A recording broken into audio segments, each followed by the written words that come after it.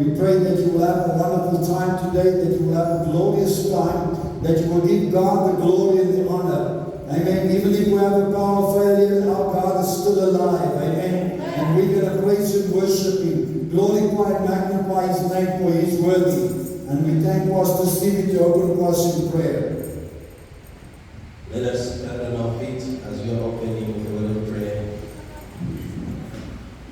Dear Lord and our Father, in the mighty name of Jesus, we come before your throne this wonderful hour of the morning. We say thank you, Lord, for it is you that has given us this new day, Lord. There are many people that we acknowledge today that they are no longer around. It's because their breath has left them. But Lord, you have preserved our life. We say thank you this morning. So with this life, with this breath that is within us, we shall praise and glorify your holy name. Our prayer is that let our praise and our worship be acceptable before you this morning. As you deal with our heart, Lord God. I pray in the name of Jesus that this morning set our heart, Lord Jesus, and find everything that is not pleasing in you, Lord God. And forgive us, Lord, and cleanse us, Lord God. In the mighty name of Jesus, that we stand whole without blemish before you. In the mighty name of Jesus Christ of Nazareth. Holy Father, we pray that you give it us as we are to worship you in this service, Lord. For you are the Alpha and the Omega. We pray for those that are en route to this place, Father. Traveling messages you provide. In the mighty name of Jesus Christ of Nazareth. We thank you, Lord, because you are with us and because you are in this place. In Jesus' name we pray. Amen. Amen. Hallelujah. Are you ready to praise the name of the Lord? I believe in the cross. Do you believe in the cross? Amen. Come on, turn to somebody and say to them, I believe in the cross. I believe in the cross. Hallelujah. Amen.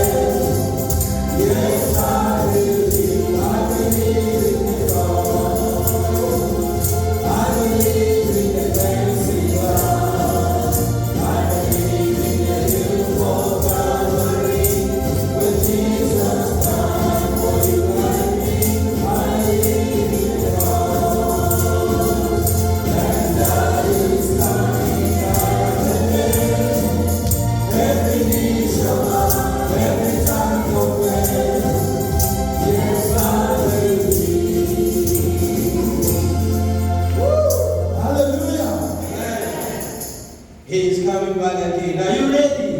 Amen. Now when we go to heaven, we shall forever worship Him. Yes. Are we ready to start worshiping Him here on earth? Hallelujah. Come, now is the time to worship God. Hallelujah.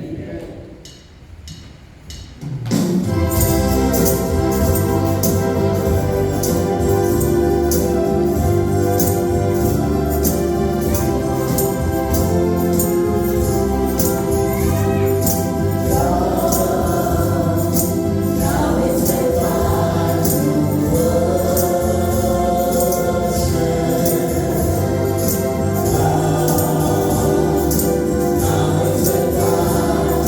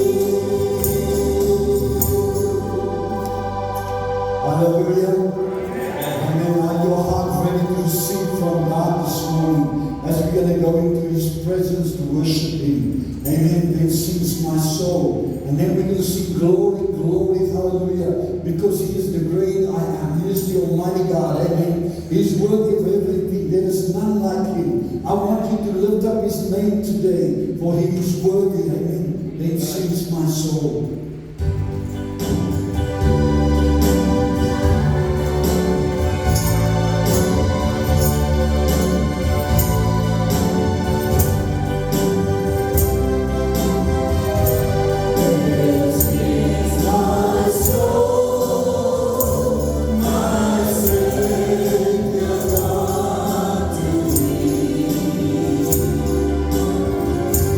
How great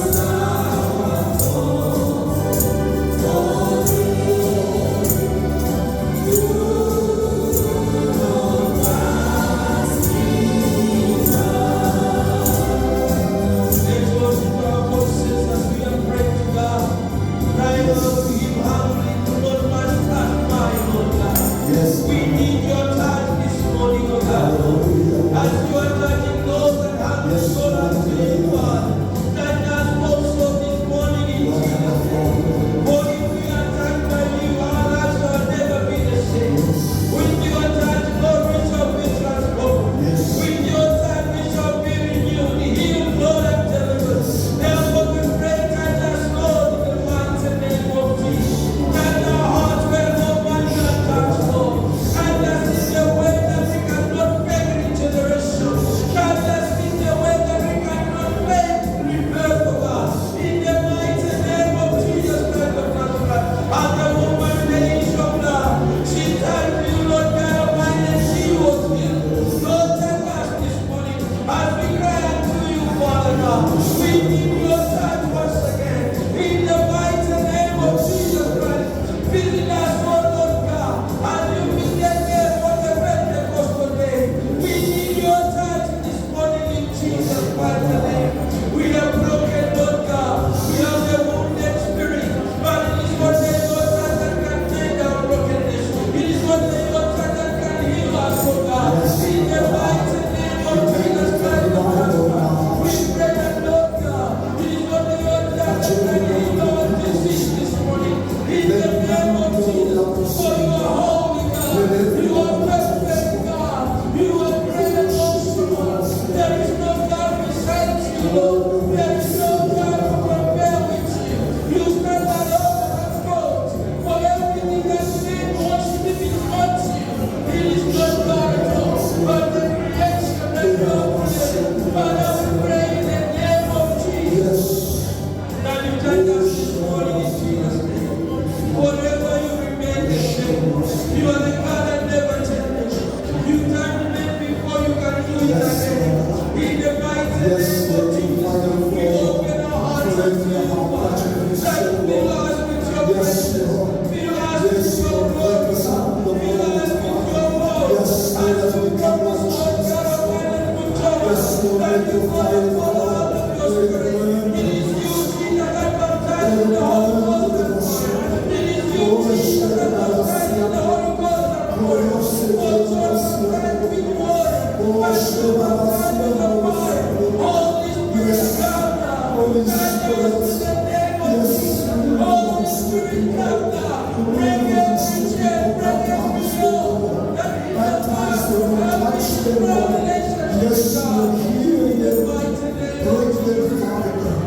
We thank you, Jesus. Thank you, Jesus.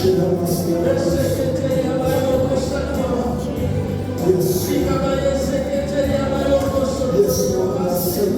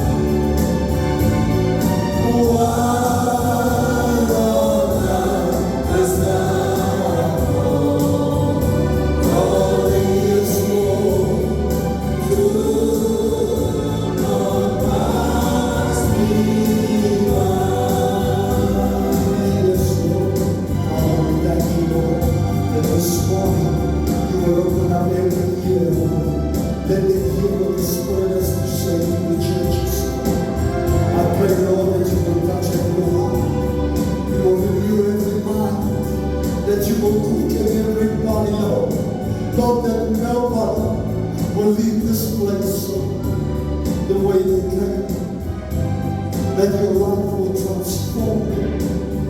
Lord, that the power of your presence, the power of the Holy Spirit, the power of your anointing move within every person.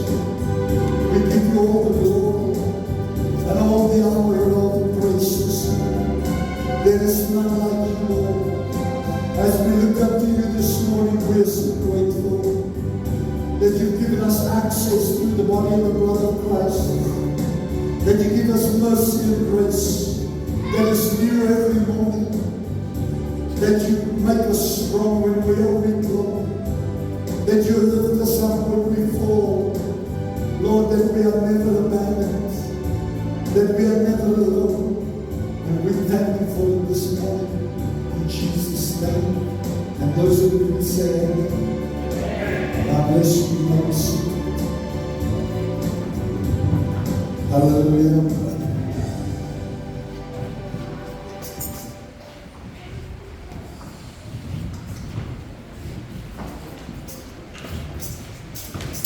Amen. The children's church can go.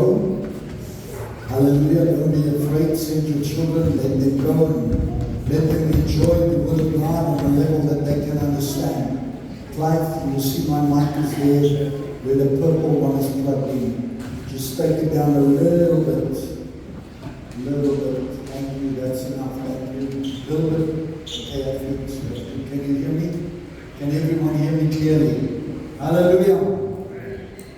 We are busy with the book of Revelation, and we are talking about the book of Revelation, and we started with the concept that we were teaching about the fact is that a lot of people say, I don't understand that book. But the word revelation means God will reveal. So there's nothing not to understand. All that we need to do is we need to commit ourselves to the book. We need to commit ourselves, and it's the only Bible book that actually says and states, and it says, blessed are those that hear this word. Blessed are those that read this word. And blessed are they that keep this word in their heart. In other words, that will be ready when Jesus comes. That will be ready to receive Him when He's coming to us. We've started in Revelation chapter 2. We started to study the first 4 churches of the book of Revelations. And we're going to look at this. He's talking about 7 churches. In the beginning, God's talking about it. He says He's got the God that got 7 spirits. In other words, He's the God that provides the Holy Spirit to every church, to every person, to every individual. He says He holds the 7 stars in His hand. It means that He's holding on to the pastors. He's in control of every pastor that is preaching in the 7 churches. In other words, He holds them accountable for what they are preaching. Amen. And then He talks about the 7 candlesticks. The 7 candlesticks is the 7 churches. Okay, so I want you to have a clear understanding of this. If I look at the book of God in Revelation 1 to 7, I see the number 7 coming up many times. Over and over we see a repetition or a repeatance of 7. He's talking about the 7 congregations. If I look at the Word of God, He's talking about the 7 spirits. He's talking about the 7 candlesticks. Talking about the 7 stars that He's holding in His hand. He's got 7 statements where He says, I am the first and the last. 7 times He repeats it. He talks about 7 times He makes a statement, the living, the one that was dead. He says the one who lives. In other words, He was dead, He is alive. 7 times He reiterates the fact that He's alive. So I want you to know that your God is alive this morning. And turn to somebody and touch him and say, hey, my God is alive. Come on, turn to somebody. Hallelujah, my God is alive. I want you to know that He's alive. Amen. He's the God that is alive. He says, I have the keys of death and Hades. 7 times He says to you that He's got the keys of heaven and of Hades. In other words, He's got victory over the hell, and He's got liberty in heaven. How powerful is that? Can you just imagine? There is nothing that can hold Him back to fulfill His promises. He says the appearances of Jesus Christ. 7 times we see different appearances. Every church, there is a different appearance of Jesus Christ. All these appearances is in Revelation chapter 1. When John saw Jesus, he saw all 7 of these appearances, all 7 of his names. Very clear. 7 times God states, I know your works. Come on, I know your works. There's nothing you can hide from God. Let me tell you, when I was in school, we could hide something. Sometimes when we had to write an exam, when I was young, we would crib. We would have the answer in your pencil box, or you would have it, and somewhere on a little paper that you could just write it quickly in your exam paper.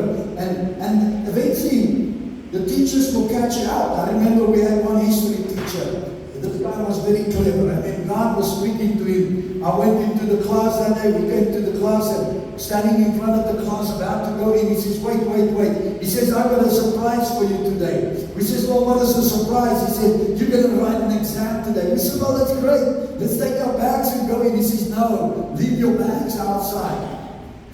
You don't need your bags. He says, leave your pencil boxes outside. You don't need your pencil boxes. He says, the paper is on your desk. He says, there is a brand new pen on your desk. Just go and write the exam. Hallelujah. So, I was one of the guys that was cripping in history because I didn't study history. I didn't like it much. But eventually I had to study it. This man made me study it. And then when I finished that year, I had a distinction in history because this man's diligence, and he listened to the Spirit of God, and he knows how to deal with it. So God knows your works. 7 times God repeats the same thing. He says, he who has an ear, let him hear what the Spirit says to the congregations. And I want you to know, congregations, not singular. 7 times he says, he who has an ear. Do you have ears this morning? Just turn to the person next to you and say, look at my ears. They're great, amen. They can hear. Hallelujah. I know we got one guy that struggles yet to hear, but I know that he understands. Amen. Hallelujah. He reads lips. So he's good. 7 times here he says, who has an ear, let him hear. And then he says, 7 times God gives promises to those congregations. 7 times. So the number 7 is the perfect number in the Bible. On the 7th day God rested. Amen. 7 is a perfect number in the Bible. Basically, if I look at the number 7, I can say that is God's signature to say, I approve. It is well. It is good. Amen. The number, this is very great. 7 existing churches play a significant role in the history of time.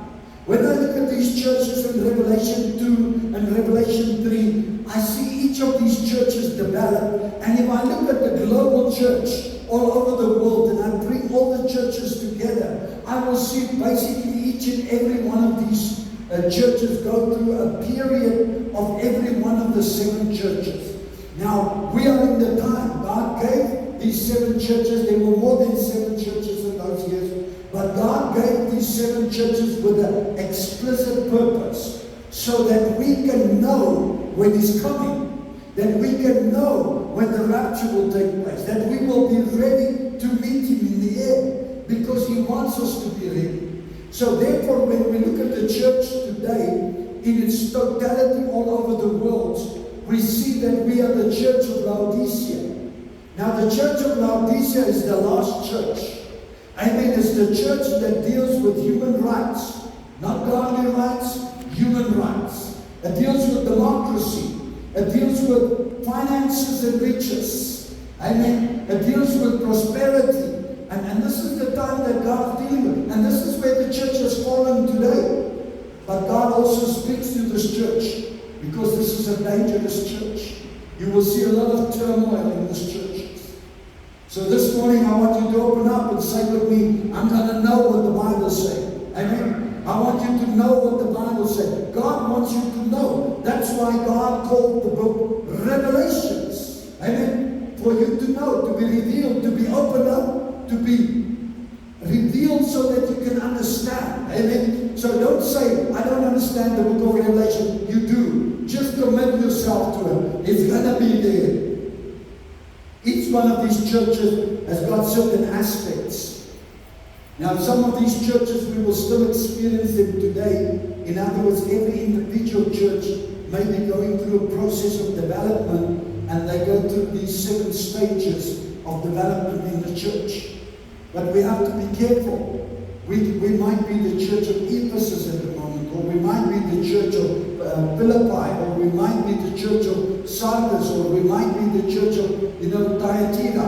Whatever the church that we are today, there are certain problems within the church, and there's certain ways to deal with these problems, and there's certain rewards if we overcome these problems. So we have to understand that God doesn't just say, hey, I've got this problem. No, He said, this is how you solve the problem. This is how you overcome. I mean, each one of these churches is a candlestick. And remember, we studied last week, we said that God says He can remove the candlestick.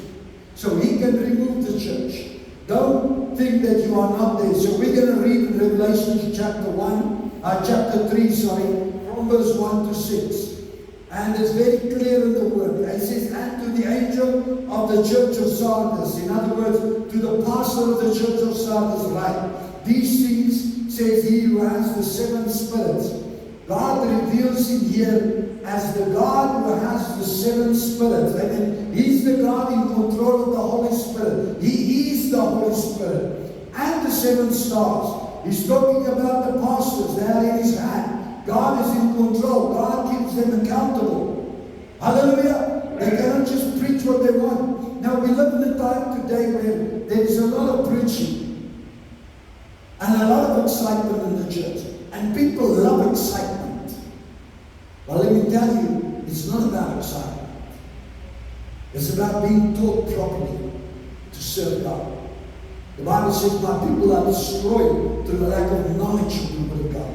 In other words, I want you to know this morning that God wants you to understand God's Word so that you can put it into practice, that it can come alive in you.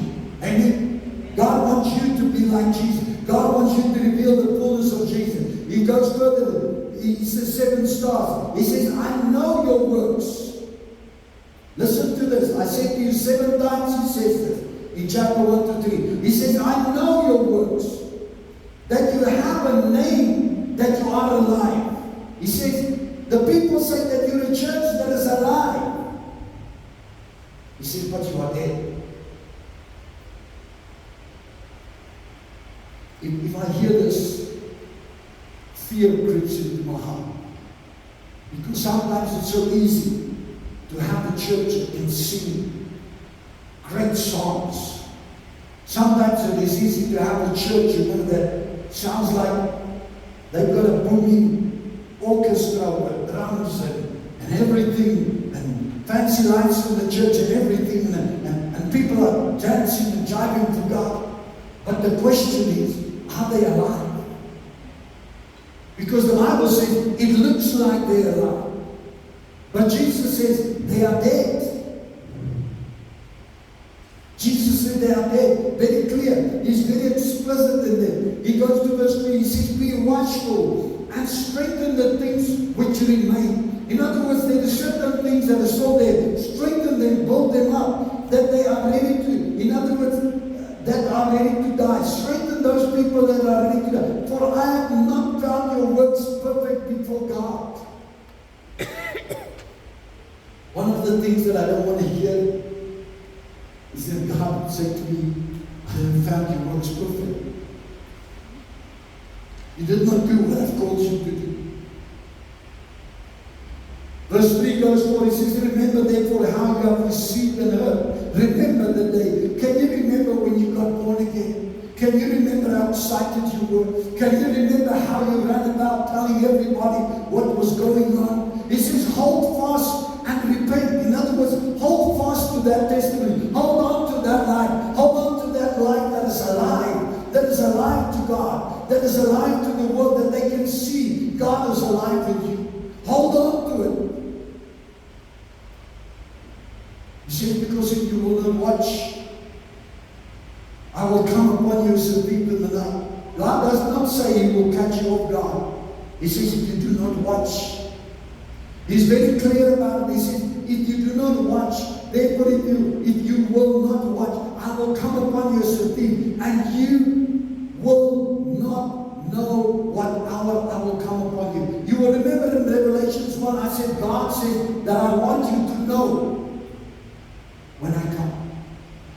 That's why Revelations is written. That's why the book of Revelations is there. So that you can be ready that when God comes, you will remember that we went to 1 John chapter 3 verse 1 to 3 and we talked about the practice that we can serve God. Amen. And that we need to keep ourselves holy. That we need to hold on to holiness. Because we can see the time is coming when the rapture is going to take place. The time is going to come when the judgment will come. The time is going to come when God will come back to rule and reign upon this earth for 1,000 years before the final judgment. But we need to keep ourselves ready. That's why he says here, he says you will not know the hour it's going to come. He goes to verse 3, he says, that you have a few names even in Sardis. We're looking at the church of Sardis very clearly. We will talk about it a little bit later. He said, you have a few names even in Sardis who have not defiled their garment. In other words, even though this church is in this bad condition, there is people in the church that has kept their lives holy. So don't blame the church. Don't blame the church. He says even in this church where everything is wrong, he says there is a few people that have not defiled their garments. And listen to the reward that God says. He says, they shall walk with me in white, for they are worthy. You overcome shall be clothed with white garments, and I will not blot out his name from the book of life. But I will confess his name before my Father and before his angels. He who has an ear, let him hear what the Spirit says to the churches. Did Jesus mention your name to the Father this day? He says, he who keeps himself clean, I will mention you before the Father. Is he mentioning your name this morning? When I was preparing this, I looked at it and I said, God, how's my life? Is my life in such a condition that you mention me in the presence of the Father? Amen. Is my life in such a condition that you mention me in the presence of the Father? He who has an ear, let him hear what the Spirit says to the churches. Very clear. When we look at the church of Sardis, we see a dead congregation. There was no spiritual power. Amen. When I look at the church, I want you to understand something. When I'm talking about the church or the congregation, I'm talking about the people, not the building. Amen. I'm talking about the people, not the building. Very clear. Born again believers. That's the church. Born again, not just anyone. This is not a club. You need to be born again to be a member of the church. The sin nature of man doesn't change unless he's born again. You can be in a church, let me tell you, you can live in a church as corrupt as you can live out there. If you're not born again, your life will not change. Because it is only through the power of the Spirit of God that your life can change. That's why Jesus calls him, he says, the one who has the 7 spirits. Say, there is no spirit amongst you. The Spirit of God needs to move in the church.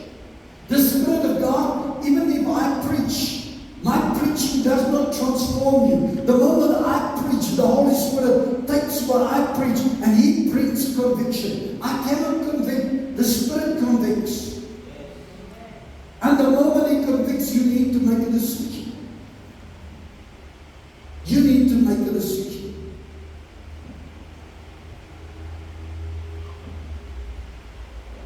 He says, he who has the 7 spirits, say to them, there is no spirit amongst you. If we look at Jesus Christ, at every church, every congregation, he begins with a unique name. What is the name? The name deals with the problem of the church. That's why he says the one with the 7 spirits. And he's dealing with the pastors. He says to the pastors, he's got the 7 stars. He's dealing with the pastors. He says to the pastors, you need to change this condition. Because it is only the Holy Spirit that gives life. We can have a human program in this church. Let me tell you, we can have the right prayer meetings at the right time. We can come in and be as holy, sit and pray before we start church. But if your heart is not right, that is all just a facade. It is not the truth. And this is what God is talking about this church. He said that the people claim you're alive. He said, but you're not, you're dead, man. What does God say about us? Do we examine ourselves? Jesus has every shepherd in his hand. Amen. Human programs cannot give life. It's only the Holy Spirit. In other words,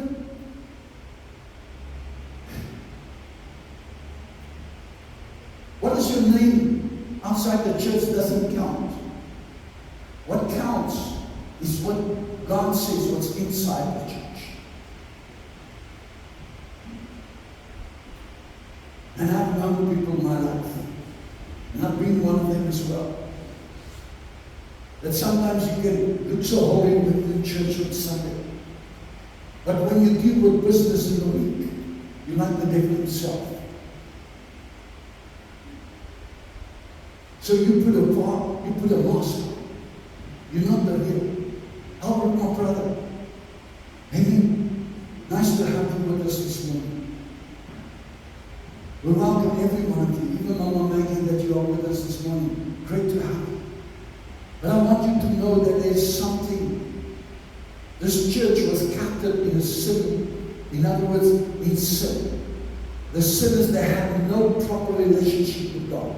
You cannot have a relationship with God without the Spirit of God. Let me tell you that He's going to say, go away, I know you're not. And you're going to say, well, I've done this. He said, go away, I know you're not. That's with God. It's not about anything. It is about a relationship. You need to have a relationship. You can have a gown of holiness on it. Let me tell you, that gown is nothing. That gown means nothing. A church is about born-again believers. Born-again people. We need to wake up. If we're not going to wake up, we're going to be surprised. He says He will come unexpectedly. Very clear. Members, as members we need to. He's talking about this church. He says you're dead. You're not aggressive anymore. When I'm talking about aggressive, I'm not talking about fighting. I'm talking about your testimony. You're not shining in the world anymore. When people see you, they don't feel attracted to God anymore. We need to live a life that will make people hungry and thirsty for God. You need to live Jesus to the outside. Satan loves a quiet church. He loves you to be quiet. When I was at the work, the guys knew me at the work. I worked in the mines for 19 years. I would sit there, the guy would come in, he would start with something, and I would say, can you stop? And he said to me, what? I said, if you want to talk that nonsense or talk like that or swear like that, just get out and go. And I stood up in meetings with the GMs, and I did the same thing. They threatened to fire me. But let me tell you, God didn't permit it. Because we don't have to become like the world. We don't have to have fellowship with the world. My relationship is with God. And my relationship needs to stand out. I need to be different. People need to see God in me. I need to overcome the enemy. We are an organism. We're alive. We're not an organization. You cannot join this organization. We're an organism. For you to join, you need to be born again. For you to join this organization, you need to be born again and say, God wants me to be part of this body. You cannot pay money to join. When you pay your tithes and offerings, that's to the Lord. It's not to me. It's for the work of the Lord.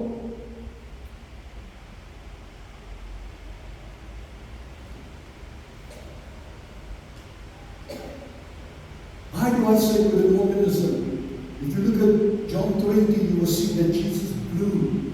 He blew His breath upon the disciples. He says, receive the Spirit. In other words, they need to come alive. They need to become a living organism. They need to be alive. That's why Jesus blew on the disciples very clearly. We are not here called to entertain people. I'm not here to entertain you.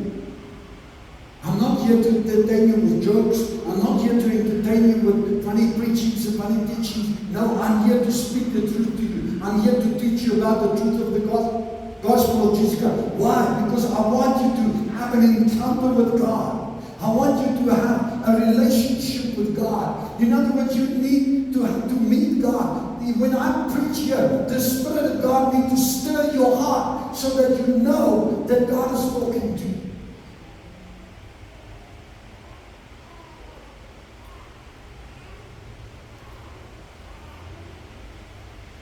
We need to keep our lives clean.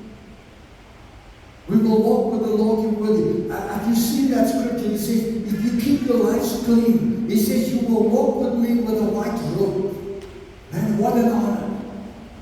What an honor. Just think of Adam and Eve in the Garden of Eden. On the cool of the day, they were walking with the Lord in the garden, talking to Him, talking about their problems, their issues, whatever need to be done. How great it is to serve God. How great it is to see Him. Thank you for creating me. Thank you for saving me. Thank you for making me who I am. In myself, in my own, let me tell you, I'm a rubbish.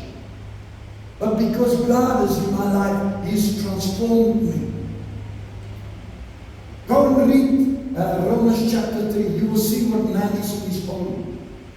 Without God, we're nothing. Amen? We are not to entertain people.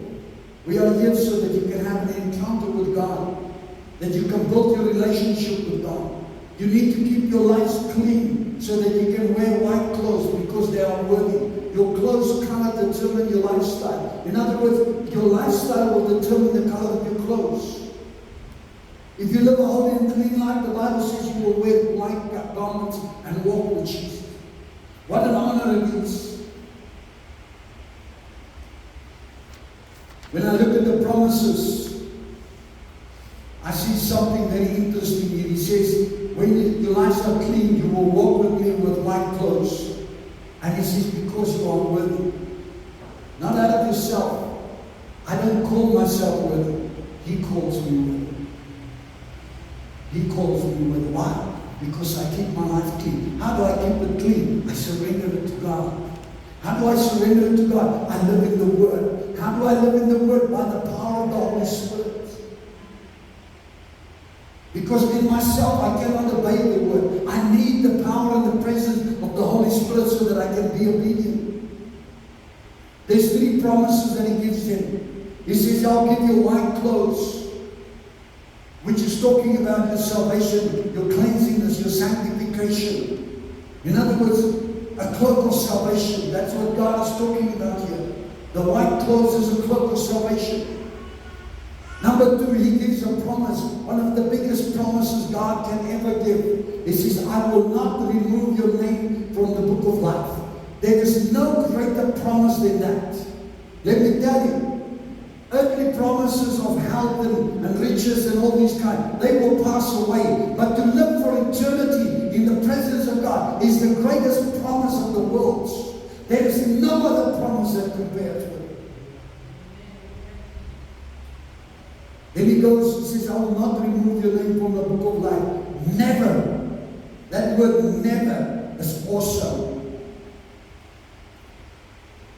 And He will confess my name before the Father. Just think of it.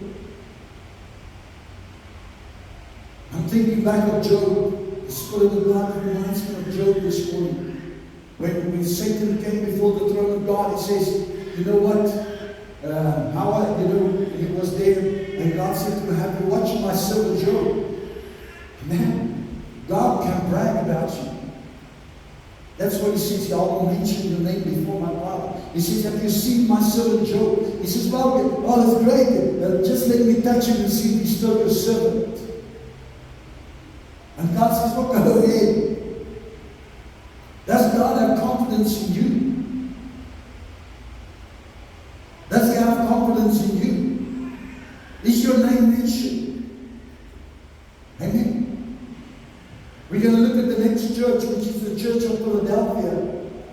The Church of Philadelphia was a small church. It's one of the small. We might be a small church today, but I want you to listen. This church was a small church, but it was a very powerful church. Amen. That it was a church that was known for his brotherly love. So I want you to read with me in Revelation 3 from 7 to 13. And the angel of the Church of Philadelphia write, in other words, to the pastor, write this to him. He says, these things say he who is holy.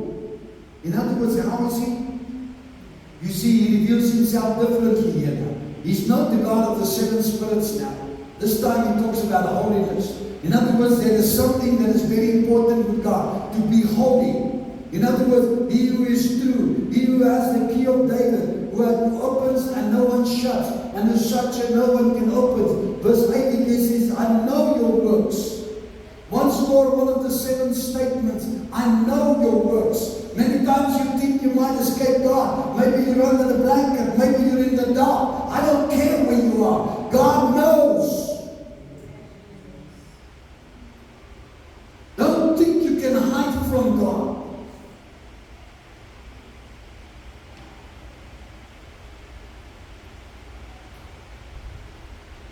He says, see, I've set before you an open door that no one can shut. In other words, God gives you an opportunity. Don't blame other people for taking. He says no one can shut it. The only one is if you don't take that opportunity, the problem is with you. He says, for you have a little strength. And he's talking to this small church. He says, you have little strength, but you have kept my word. He says that you have not denied my name. Verse 9, indeed, I will make those of the synagogue of Satan who say they are Jews and are not, but lie. Indeed, I will make them come and worship before your feet and to know that I have loved you. Listen to the testimony of Salome Church. Pastor shared the other day, he says he led a Jew to God. And when he led that Jew to God, that Jew brought them to church.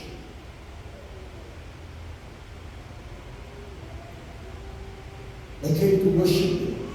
God lifted this man up. Why? Because he spoke the truth. We are not Jews. We and you, we're not Jews. We're born again believers. We're heathens that accepted Jesus Christ. We're born again believers. We're not Jews. We have the promises and the blessings of the Jews, but we're not Jews. Don't be deceived by that. These days I see a lot of people go back, yeah, but we are the true Jews. No, we are not Jews. We are born again believers. If we go to verse 10, he says, because you have kept my command to preserve. Listen to it. Because you have kept it. He says, I also will keep you from the hour of trial. In other words, here the promise of God begins. That when the corruption or when the tribulation upon the earth is going to come, God will protect you. He says, I will keep you from the hour of trial, which shall come upon the whole world to test those who dwell on the earth. He will keep you from it. He says, behold, I am coming quickly. Hold fast to what I have, that no one may take your crown. We will come to that. Let's go to verse 12. He who has overcomes, I will make him a pillar in the temple of my God, and I shall go, and he shall go out no more. And I will write on him my name, the name of my God, and the name of the city of my God, the new Jerusalem, which comes down out of heaven from my God, and I will write on him my new name, says Jesus. You as an ear, let him hear what the Spirit says to the churches. The Church of Philadelphia, a small church. Is it possible to lose your crown? Yes. Revelation 3 verse 11 is clear. He says to them, behold, I'm coming quickly. Hold fast what you have, that no one may take your crown. Why will you want the crown? Well, a lot of people say, well, I'm going to make it to heaven in any case. I'm not worried about the crown. Well, you need to be worried. You don't want to have a straight broom in your hand for eternity. You You want to rule and reign with Christ. That's God's purpose for your life. Amen. He's coming back for 1,000 years where we will rule and reign with Him. You don't want to be one of the guys cleaning the street. You want to be the mayor of the town. You need to work for your crown. God wants you to rule and reign with Him. He doesn't want you to live in defeated life. He wants you to rule and reign with Him. Amen. Very clear. The crown will determine how you will live for eternity. There's 3 things that God talks about as churches, and I want you. You have not denied my name. How do we deny the name of God? Come on. How do we deny the name of God? By not living like He's called us to live. By calling yourself a Christian, but you don't live as a Christian. You deny the name of God. You're bringing the shame upon the name of God. Very clear. You have kept my commandments. Now he's talking about this church. He said, you have not denied my name. Now that's a good point. He says, you have kept my commandments. That's a good point. Amen. He says, you have brotherly love. That's a good. Do we love the people out there? There's so many churches today when you come there, and I've heard of churches like this, where they come to the person and say, you know what? I think you need to look for another church. You don't fit in with the image of our church. Well, let me tell you, if you're a whore from the street or a hobo in the country, no matter where you're from, you're welcome here. Because this is what God has called us to do, to reach the brokenhearted, to the lost. God's not going to leave you there. But He will take you from where He is and bring you into victory. If you are prepared to do your part. He says, and this is the reward. He says, He'll make you a pillar forever. In other words, you're never going to fall out again. You're never going to be weak. You will be stable forever in my kingdom. He says, I'll put the name of my God upon you. Sorry, I just need to bring.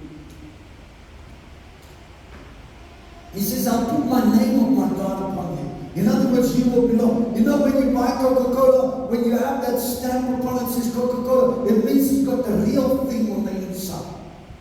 When God puts His name upon you, He says you got the real God in you. Come on. You're not just worshipping somebody, you're worshipping the real God. He says, I'll put the name of the city. In other words, I've got a future for you. I've got a plan for you. I've made preparations for you. I've made you go into a city where the streets will be gold. I've made you go into a city where you will live, where the river of life will flow from the throne of God, where the trees will grow next to the river, where the fruit will be new every month for a year in and year out, where the leaves of the tree will heal the wounds, the scratches that you get. But there will be no sorrow, no heartache, no pain anymore. You can still injure your body, but the leaves will heal it. Very clear.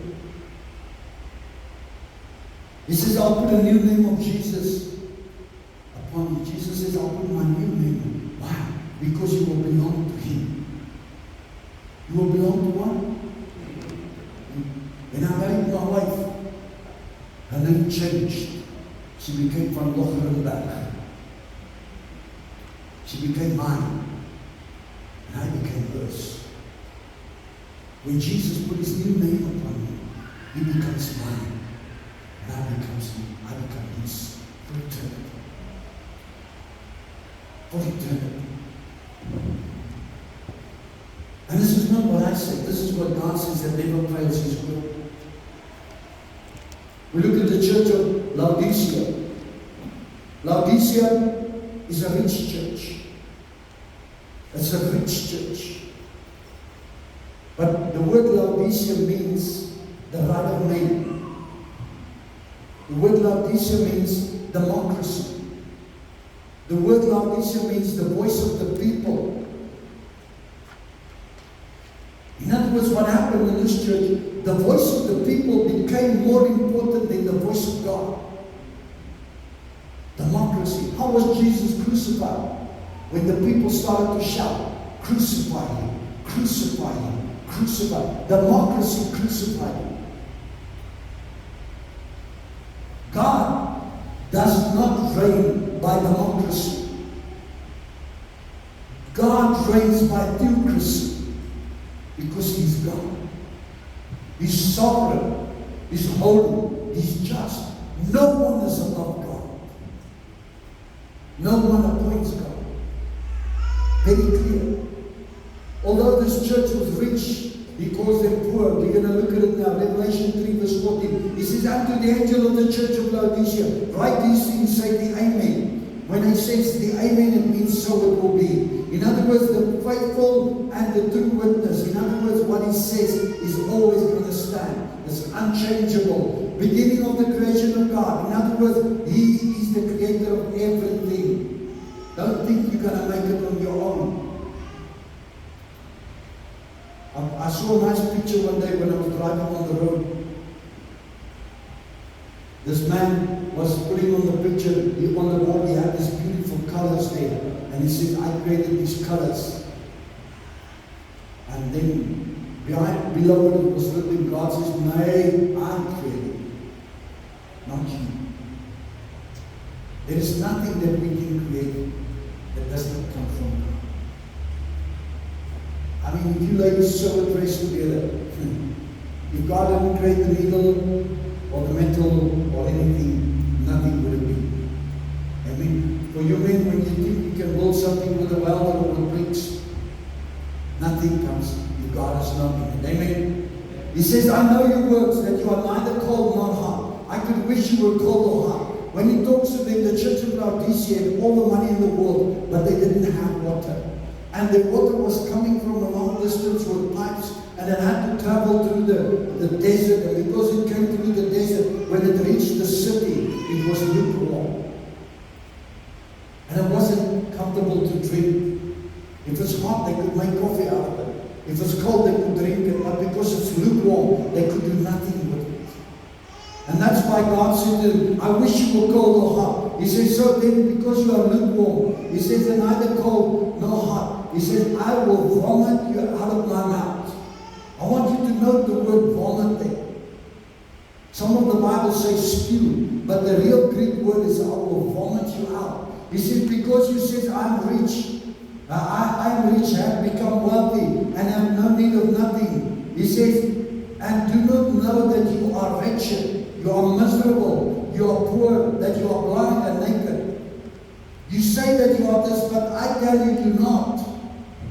He says, I counsel you to buy from me gold, refined in the fire, that you may be rich, white garments, that you may be clothed, that the shame of your nakedness may not be revealed, and anoint your eyes with eye salt, that you may see. As many as I love, I rebuke. He says, and chasten. Therefore be zealous and repent. Behold, I stand at the door and I knock. If anyone hears my voice and open, I will come into him, dine with him, and he with me. To him who overcomes, I will grant to sit with me on my throne, as I also overcome and sat with my Father on His throne. He said, he who has an ear, let him hear what the Spirit says to the churches. Brothers and sisters, Jesus is outside of His congregation. He says, I'm standing outside and knock. He's not in this church. He doesn't want to be in the church. He doesn't want to be in a church that's full of sin and human rights. He wants to be in a church that is abandoned sin and obedient unto God's word. Very clear. He says to them, you have no zeal, no clothes. He says, you're naked. You're spiritually dead, basically. He says, I stand outside and I knock. But I want you to look at something very interesting here. He says, I stand at the knock. He says, if anyone hears my word. In other words, not the whole church. Even though you are in that church, if you hear him knock, let him come in. The responsibility is not with the whole church. It is not with the pastor, it's with you. In other words, spiritually led. Don't follow the majority. Don't do what others do. Many times when I speak about people and I say, you can't do this, they say, well, everyone does it. I say, don't follow them. If they jump in the fire, will you do it as well? Be different. Stand out.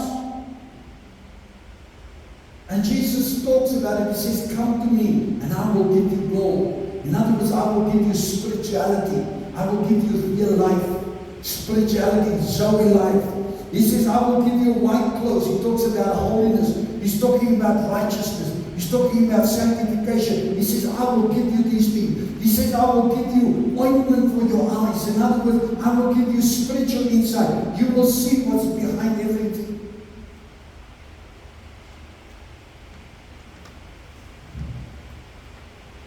Jesus is not inside the church. That's why he says, I stand at the door and I knock. If anyone opens, you can open on your own. He says, I will come and have a meal with you in fellowship. Listen to what he says to those that overcome. They will sit with me on my throne. Not my Father's throne, my throne.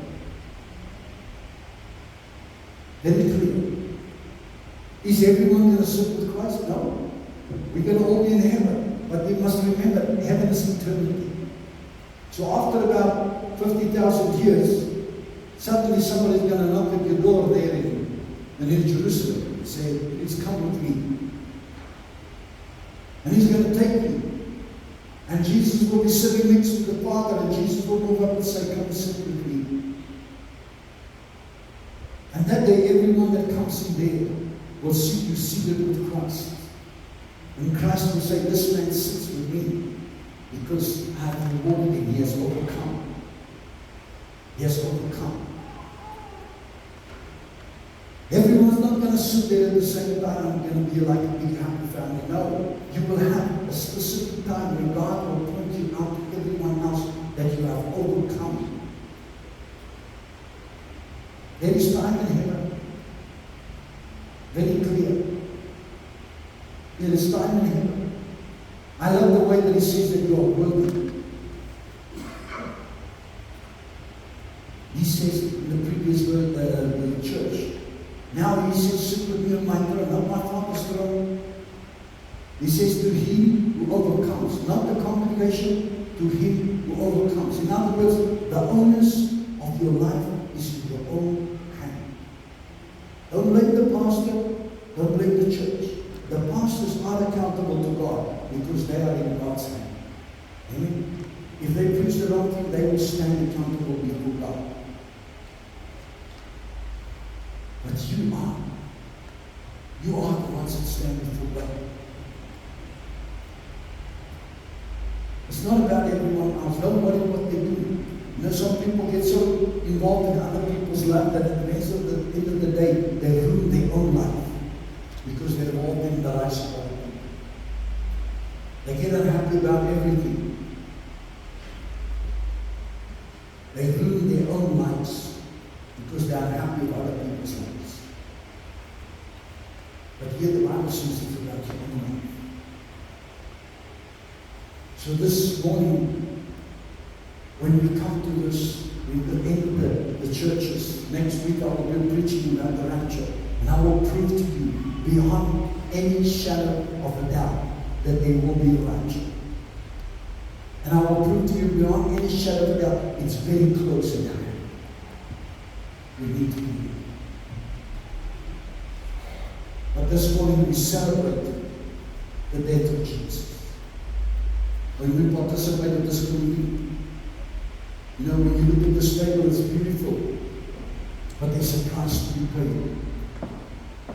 I've heard people sometimes that say, you know, it's easy to be pardoned from sin.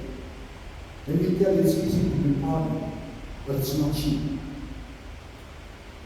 It cost the life of the Son of God. It cost the life of the Son of God. Here he's speaking this morning. 7 times he gave himself as another powerful name, a God that is in victory, a Son that lives in his glorified state. His face was shining like bronze. His feet were shining like bronze. His eyes were red as fire. His hair was white as wool. He had a white sash on, a golden turban around the sash, talking of holiness, and righteousness.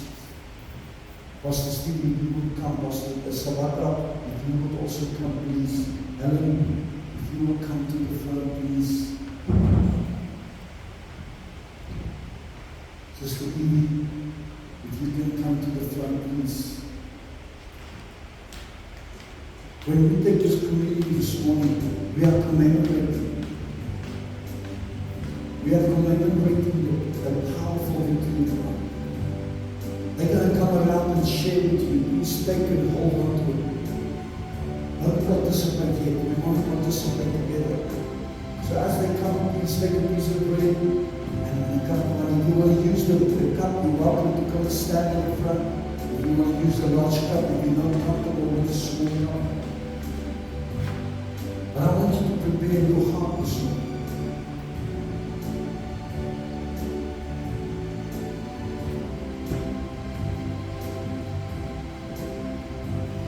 I'm reading the word from 1 Corinthians chapter 11 verse 23.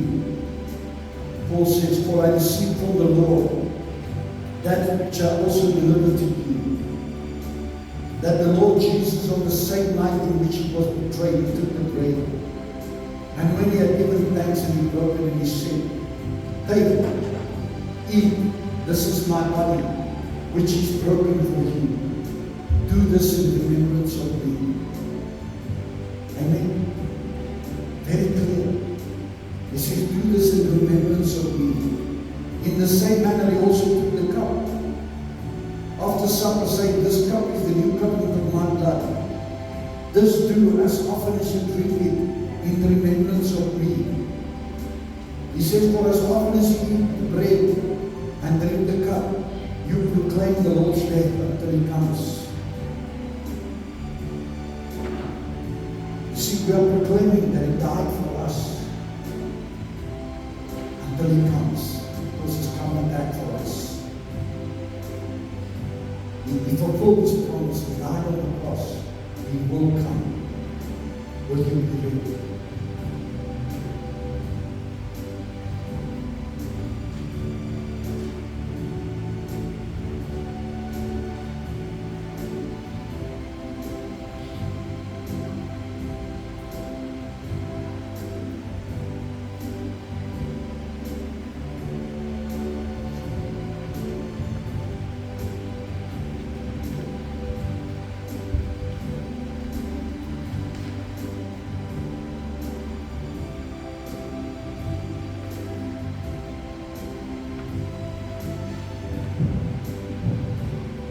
When I hold this piece of bread, this cup, I'm reminded that God says there is no entrance into his presence but through the body and blood of Jesus. So when I take this bread, I'm reminding myself that his body was broken so that I can be healed.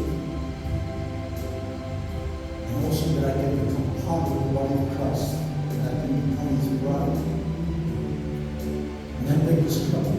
I remember I was a sinner. I remember that I still sometimes sin and that weeping. But that he died on the cross so that I can live.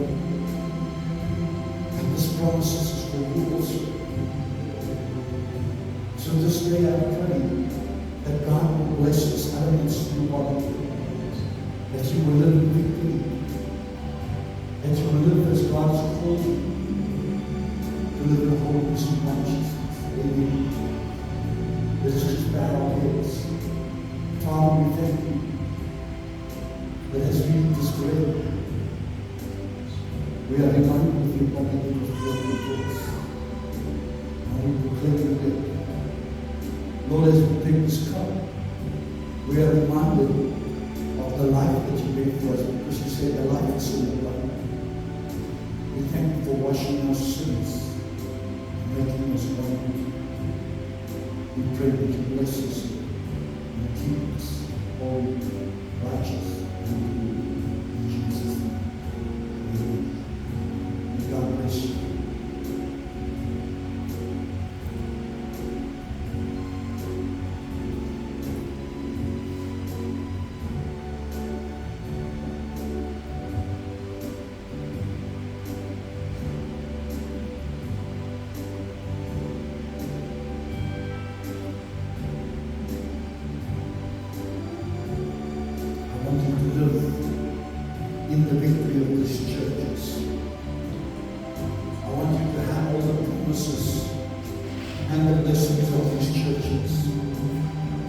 May God help you to overcome. May God give you wisdom. May you hear always hear what the Spirit said to the churches. May you be blessed. Don't worry about the cups you go. Thank you for you. Hallelujah. I want you to remember this. Let God search your heart. Let Him make it clean. If you are here this morning and your life is not in order with God, this is the time. Don't leave this place. Make your life right today. Not tomorrow. Not the day after tomorrow. Today is the day of salvation. Today is the time.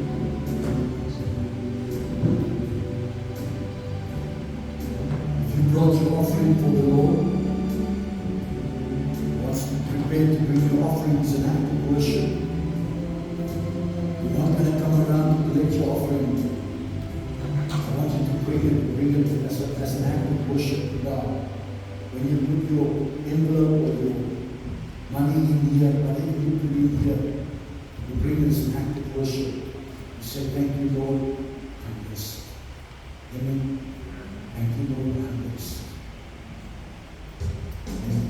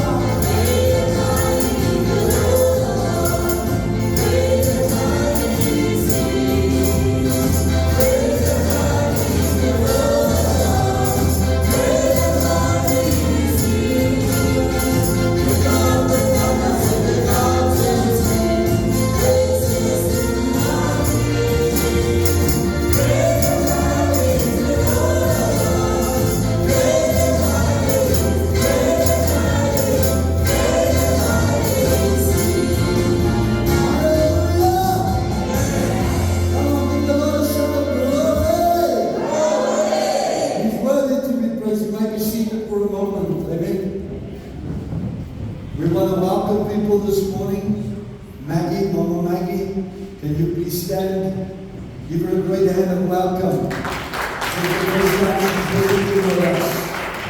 Amen. Hallelujah. Thank you, Mama. Welcome here. And we hope to see you again. We hope that God bless you and that you will be blessed always with us. Amen. God bless you and serve you faithfully. Is there anybody else that is here for the first time? Ma'am, can you please stand? Your name is? Paul. Sorry, my ears are not very well. My mic is good, but my ears are not good. Nosipo. Give Nosipo a great hand of welcome. Hallelujah. Hallelujah. Welcome. May God bless you. May you be powerful. May you be blessed. You will receive an SMS from me. I can fill in the form. You will receive an SMS from me that you will have my number. So whenever we can help you, don't hesitate to call. that we will help you. My wife is available, not from this week, but from next week and Tuesday. We will start with prayer meetings here at the church at 1800 hour 30. The men will pray on that side, the women will pray here in the church.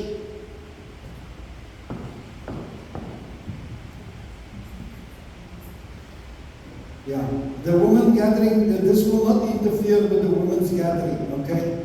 This is just a prayer meeting. I know, Helen, if you struggle to travel, bring your pajamas, you sleep here, and then you can go back the next day. So if you don't have transport problems and stuff, speak to us so that we can help you, okay? Hallelujah.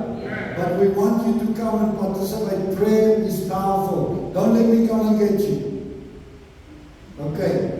And this is not a promise, an empty promise. This is a promise. If I come and get you, I will come with ice cream and coke, but that will be for me. I will have a stick for you. Hallelujah. Amen. We're going to serve God. I want you to serve God. I want this year to be a year of victory. I want this year for you to stand up and see God's hand deliverance in every situation. Life is not easy, and it's not going to become easier.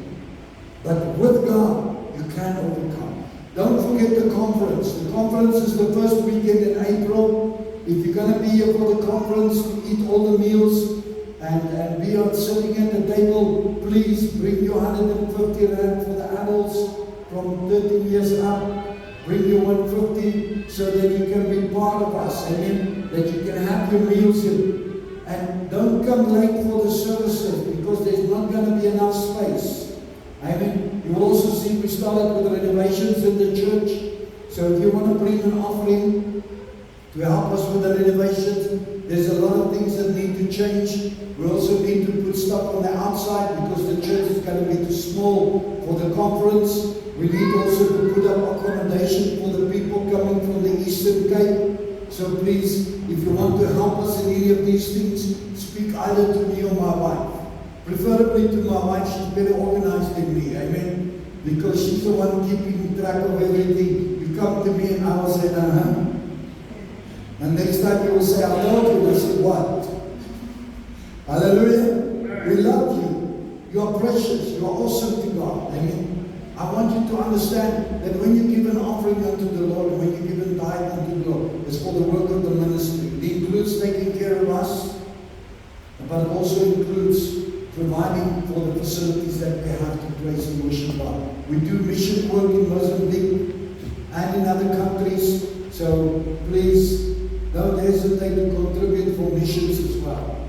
May the Lord bless you. Let's bow our heads. Father, thank you for your presence, that we will never leave or forsake you, that you will never leave or forsake us, that your presence will always be with us. Let us serve you fully and faithfully in Jesus' name.